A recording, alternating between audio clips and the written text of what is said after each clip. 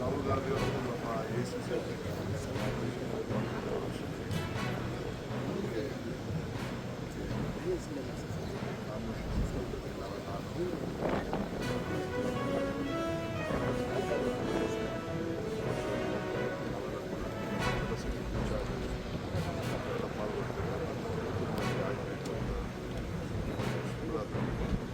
ಖಾತೆ ಹಂಚಿಕೆ ಪಟ್ಟಿಗೆ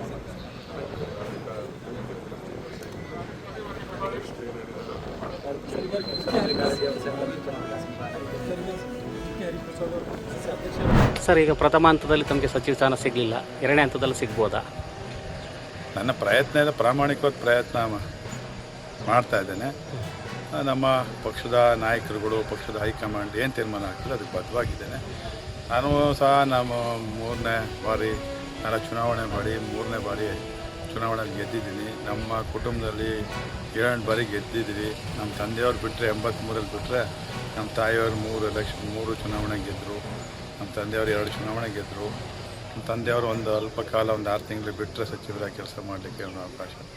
ನಾನು ಕೇಳ್ತಾ ಇದ್ದೀನಿ, ಕೊಟ್ಟರೆ ಪ್ರಾಮಾಣಿಕವಾಗಿ ಜಿಲ್ಲೆಯನ್ನೆಲ್ಲ ರಾಜ್ಯದಲ್ಲೇ ಅಭಿವೃದ್ಧಿ ಪಥದಲ್ಲಿ ನನ್ನ ಕಲ್ಪನೆ ಏನಿದೆ, ನಮ್ಮ ಜಿಲ್ಲೆಯನ್ನು ಮಾದರಿ ಜಿಲ್ಲೆ ಮಾಡಬೇಕು ಅಂತ ಹೇಳಿ ನನಗೆ ಕನಸೇನಿದೆ. ಆ ಕನಸನ್ನು ಗ್ಯಾರಂಟಿ ನನಗೆ ಅವಕಾಶ ಸಿಕ್ಕಿದ್ರೆ ಅದನ್ನು ವಿದಿನ್ ಪೀರಿಯಡಲ್ಲಿ ಅದನ್ನು ಮಾಡಿ ತೋರಿಸ್ತೀನಿ, ಕಾಯಕಲ್ಪ ಮಾಡ್ತೀನಿ. ಮಂಡ್ಯ ಜಿಲ್ಲೆಗೆ ಅನ್ಯಾಯ ಆಗಿದೆ ಅನ್ಸುತ್ತಾ ಇಲ್ವಾ ಸರ್? ಈಗ 6 ಜನ MLA ಕೊಟ್ಟಿದ್ದೀರಾ, ಒಂದು ಕೊಡಲಿಲ್ಲ. ಥರ ತೀರ್ಮಾನ ತಗೋತದೆ ಹೈಕಮಾಂಡ್.